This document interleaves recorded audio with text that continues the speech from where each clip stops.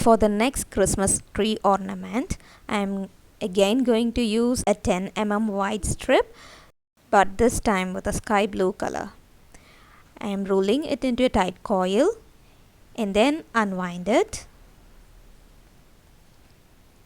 And then you're going to pinch in two corners to make it an eye shape or the marquise shape.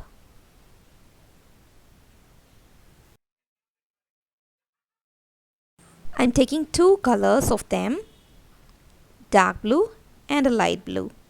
And now I'm going to join them by gluing in one tip to make a flower-like shape.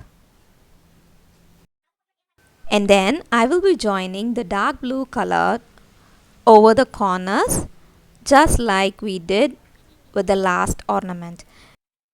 In that we had made the eye-like shape using the rings, but here using the marquise shape we are going to make the ornament. Because these elements are differently made, they give a different look. I am making a smaller ring using half strip of the dark blue color. I am using a backside of a pen for making this. So this will be used to hang the ornament. I roll them and glue them to the top. For the center, I am again making a tight coil using a 3 mm light blue color strip.